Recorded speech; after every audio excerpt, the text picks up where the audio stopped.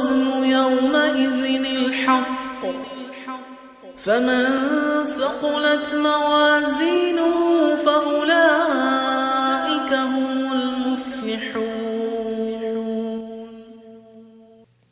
نحمده ونصلي على رسوله الكريم، اما بعد فاعوذ باللہ من الشیطان الرجیم، رب اشرح لي صدری ویسر لي امری واحلل عقدۃ من لسانی یفقہوا قولی، رب یسر ولا تعسر وتمم بالخیر. قال اللہ تبارک تعالی فی القرآن المجید بعد اعوذ باللہ من الشیطان الرجیم والوزن یومئذ الحق فمن ثقلت موازینہ فأولئک هم المفلحون ومن خفت موازینہ فأولئک الذین خسروا انفسهم بما كانوا بآیاتنا یظلمون.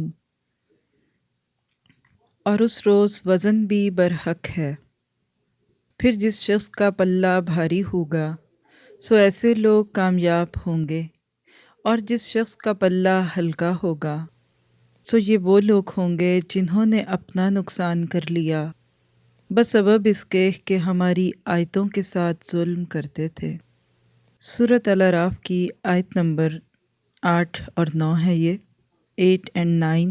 جیسا کہ آیت کے ترجمے سے ہی بات واضح ہے کہ اس میں انسان کے نامہ اعمال کے بارے میں بات کی جا رہی ہے.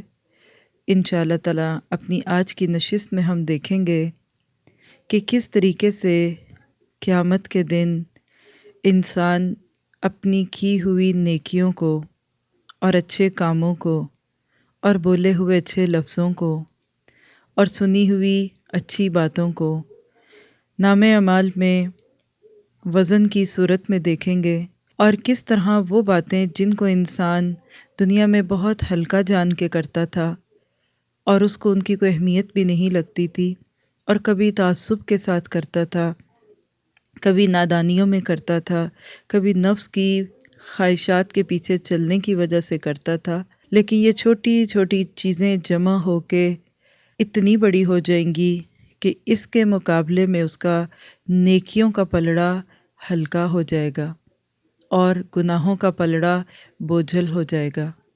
اگر آج اس چیز کا شعور ہمارے دل میں آ جائے تو آج ہی سے فکر لگ جائے گی. براہ راست اس پہ آنے سے پہلے ایک ہلکی سی چیز ذہن میں آ گئی، وہی آپ کے ساتھ ڈسکس کروں. دنیا میں بعض لوگ بہت کانشیس ہوتے ہیں. کس چیز کے کانشیس؟ کچھ لوگ منی کانشیس ہوتے ہیں لیکن اس کو بڑھانا چاہتے ہیں. کچھ لوگ ویٹ کانشیس ہوتے ہیں لیکن اس کو گھٹانا چاہتے ہیں. فرق ہے نا؟ کسی چیز کو بڑھانا چاہتے ہیں، کسی کو آپ کم کرنا چاہتے ہیں. اپنی ذات کے ساتھ بھی دیکھیں تو جسم پہ کئی ایسی چیزیں جو بڑھنا چاہتی ہیں ہم ان کو گھٹانا چاہتے ہیں، جو نہیں ہوتی ہم ان کو لگانا چاہتے ہیں یا بڑھانا چاہتے ہیں. یہ تو دنیا کے معیار ہے نا. لیکن جس طرح دنیا میں انسان ایک ایک چمچ چینی کی سوچ کے استعمال کرتا ہے کہ اس کا اثر میری کمر پہ رہے گا یا میں موٹی ہو جاؤں گی یا میرا ویٹ گین ہوگا، بس ویٹ کانشیس کی جگہ گڈ ڈیڈ کانشیس ہونا ہے، نیکیوں کے لیے کانشیس رہنا ہے اور سنس کے لیے کانشیس ہونا ہے. کوئی کام جو ہم کرنے لگیں اس سے پہلے چند سیکنڈ اپنے آپ کو فارغ کر کے سوچیں کہ یہ چیز میرے نیکیوں کے پلڑے میں جائے گی یا گناہوں کے پلڑے میں جائے گی. تو چلیے دیکھتے ہیں اس موضوع پہ کچھ مزید باتیں. پہلے ایک دفعہ ان آیات کی تلاوت سنتے ہیں اور سنتے وقت آپ اپنے آپ کو محسوس کیجئے گا کہ میرے پاس یا میرے ساتھ ان میں سے کون سا معاملہ ہوگا. والوزن يومئذ الحق فمن ثقلت موازينه فأولئك هم المفلحون ومن خفت موازينه فأولئك الذين خسروا أنفسهم فأولئك الذين خسروا أنفسهم بما كانوا بآياتنا يظلمون والوزن یومئذ الحق، اور ٹھیک ٹھیک تول اس روز برحق ہے، یعنی وزن بھی برحق ہیں اور جو باتیں ہوں گی وہ بھی سچ ہیں۔ اس جملے کو دو طرح سے آپ دیکھ سکتے ہیں کہ حق ہی میں وزن ہوگا، ایک مطلب اس کا ہے اس جملے کا والوزن یومئذ الحق، اس کا ایک مطلب کیا ہے کہ ٹھیک ٹھیک تول اس روز ہوگی، یعنی وزن بالکل ٹھیک کیے جائیں گے، اور دوسرا اس کا مطلب کیا ہے کہ حق ہی میں اس دن وزن ہوگا۔ ٹھیک ہے، الحق سے مراد ہے ٹھیک، برابر۔ امتوں اور نبیوں کے معاملے کے بعد اب وزن جو ہوں گے وہ بالکل حق کی بنیاد پہ ہوں گے، سچ کی بنیاد پہ ہوں گے۔ حدیث جبریل میں حضرت ابن عمر رضی اللہ تعالیٰ عنہ کی ایک روایت ہے، چند روایت سے انشاءاللہ اس آیت کو ہم بہت اچھے طریقے سے سمجھ سکتے ہیں۔ دل ہی نہیں چاہتا کہ اپنی طرف سے کوئی بھی بات کریں، کیونکہ ہر حدیث ایک نئے انداز سے اس آیت کو سمجھا رہی ہے۔ تو کچھ روایات آپ کے ساتھ شیئر کروں گی اور اسی سے پھر انشاءاللہ ہم اس آیت کو سٹیپ بائی سٹیپ سمجھتے جائیں گے۔ کہ جبرائیل نے پوچھا تھا اللہ کے نبی صلی اللہ علیہ وسلم سے کہ ایمان کیا ہے؟ اللہ کے نبی نے فرمایا ایمان یہ ہے کہ تم اللہ کو اور اس کے فرشتوں اور اس کے پیغمبروں کو مانو، جنت اور دوزخ کو مانو، اور میزان پر یقین رکھو، اور مرنے کے بعد حشر جسمانی یعنی جسم کے ساتھ اکٹھے کیے جانے کو مانو، اور اس بات پر ایمان رکھو کہ ہر اچھی بری تقدیر اللہ کی طرف سے آتی ہے، یعنی تقدیر اللہ کے حکم سے ہوگی، یعنی اللہ کے ہاتھ میں۔ اگر تم نے ایسا کہہ لیا تو بس قطعی مومن ہو۔ حضرت جبرائیل علیہ السلام نے کہا جی ہاں آپ نے سچ فرمایا۔ تو اس روایت سے بات کیا پتہ چلی، جس کے لیے میں نے یہ آپ کے ساتھ شیئر کی، کہ میزان پر یقین رکھنا ایمان کا حصہ ہے۔ یہ ہے اس حدیث سے ایکسٹریکٹ۔ اگر کوئی یہ کہتا ہے نا میں ساری چیزوں کو مانتا ہوں لیکن اس پہ نہیں یقین رکھتا کہ کل میدان محشر میں کوئی حساب بھی ہوگا، میزان رکھیں گے، ترازو تلے گی، تو یاد رکھیے کہ اس کو دوبارہ کلمہ پڑھنا پڑے گا، اپنے ایمان کی ریوائیول کرنی پڑے گی۔ اسی طرح ایک روایت بہقی میں باب ہے فی الباس، اور ابن عمر رضی اللہ تعالیٰ عنہ کی روایت ہے۔ اسی طرح ابن مبارک کی روایت سے الزہد میں ہے، اور بھی حوالے ہیں لیکن اتنے ہی کافی ہیں آپ کے لیے۔ ابن عباس رضی اللہ تعالیٰ عنہ کے حوالے سے ایک روایت ہے کہ میزان کی ایک زبان اور دو پلڑے ہوں گے۔ والوزن یومئذ الحق، ہو کے رہے گا، سچ ہے یہ بات، مان جاؤ، جھوٹ نہیں ہے یہ ہو کے رہے گا۔ سوال پیدا ہوتا ہے وزن کس چیز کا ہوگا اور کس طرح ہوگا؟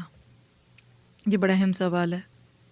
اس کے بارے میں مختلف مفسرین کی مختلف رائے ہیں، میں پوائنٹس میں لکھاؤں گی تاکہ آپ کو یاد رکھنا بھی آسان ہو۔ پہلی بات، اعمال نامے تولے جائیں گے۔ اس کی دلیل ترمذی، ابن ماجہ، ابن حبان، حاکم اور بہقی، ان تمام کتابوں میں ابن عمر کی ایک روایت ہے۔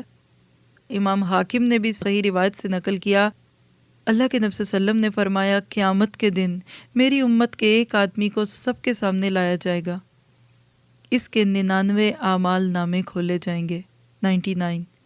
ہر اعمال نامے کی لمبائی اتنی ہوگی جہاں تک نگاہ جاتی ہے۔ آپ کھلے میدان میں دیکھیں تو کہاں تک آپ دیکھ سکتے ہیں، اتنا لمبا ایک سکرول ہوگا اعمال نامہ۔ اللہ تعالیٰ اس سے فرمائے گا کیا تجھے اس میں سے کسی بات کا انکار ہے؟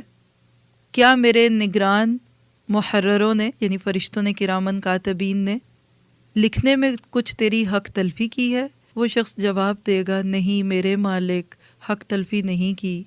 اللہ تعالیٰ فرمائے گا کیوں نہیں، تیری ایک نیکی ہمارے پاس موجود ہے اور آج تجھ پر ظلم نہ کیا جائے گا۔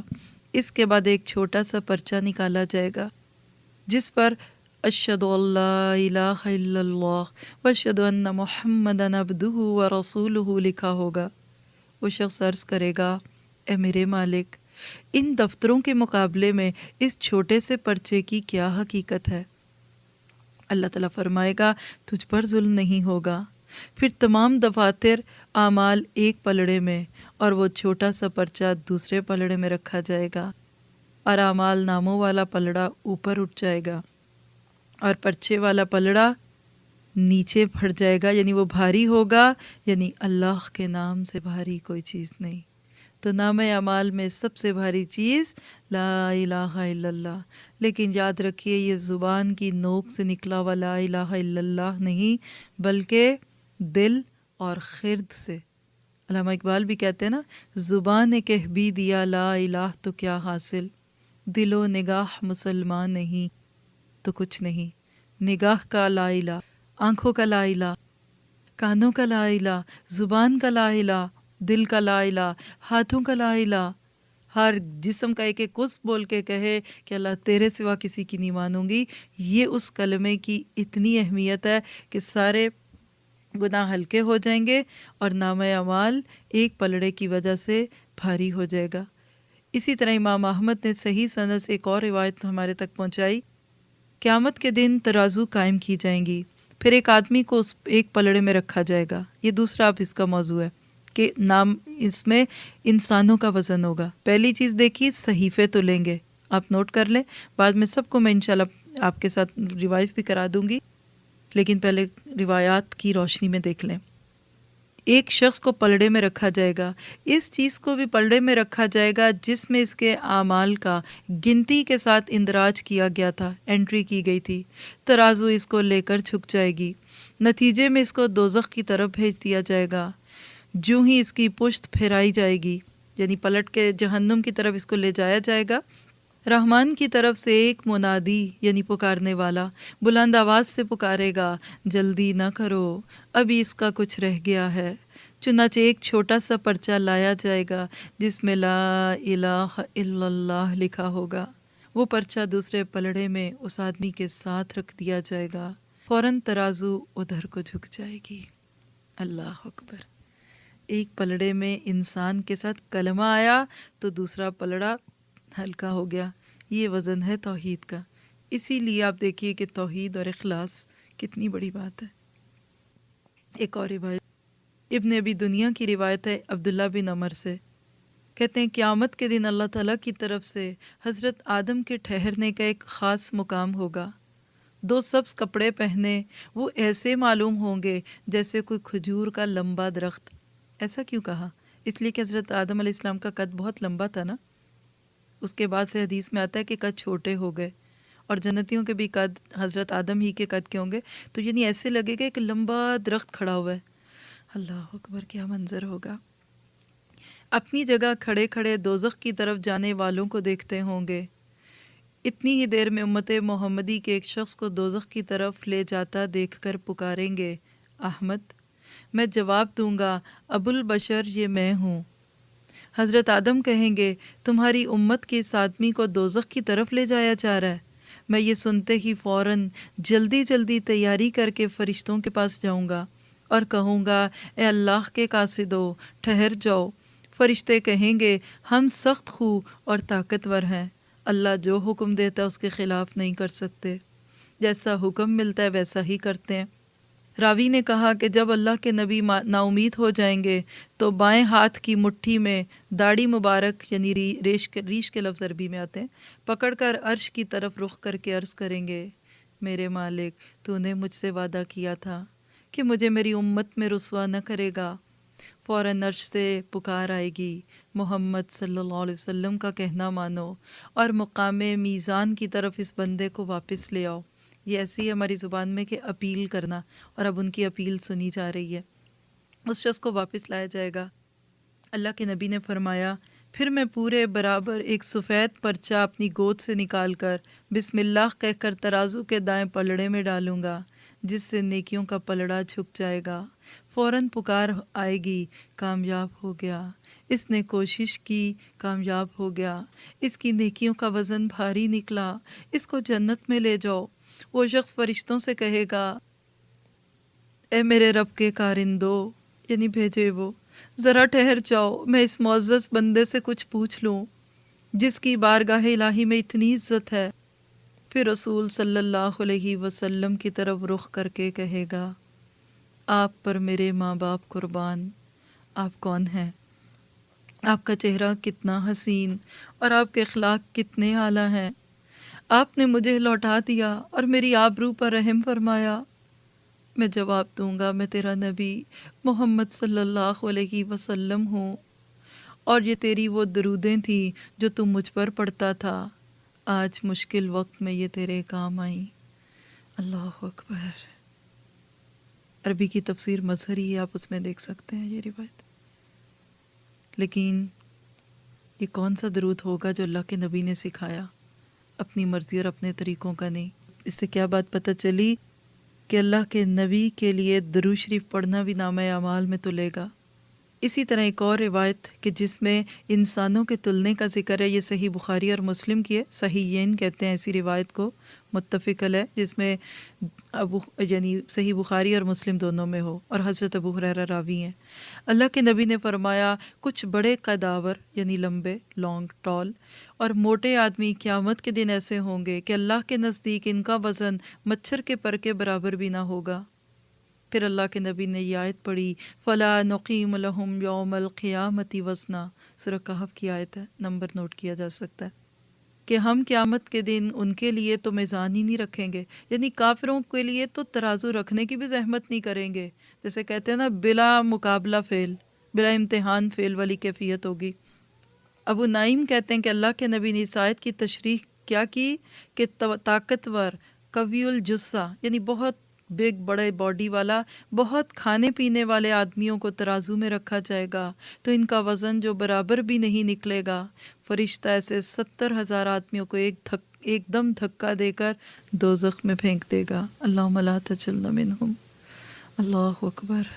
ایک موقع پہ ابن مسعود رضی اللہ تعالیٰ عنہ کھجوریں توڑنے کے لیے درخت پہ چڑھے تو منافقین نے ان کی پتلی پتلی ٹانگوں کو دیکھ کے ہنسنا شروع کر دیا، مذاق اڑایا، تو اللہ کے نبی کی زبان مبارک سے نکلا کہ ابن عمر کی یہ پتلی ٹانگیں کل میزان میں احد پہاڑ سے بھی بھاری ہوں گی۔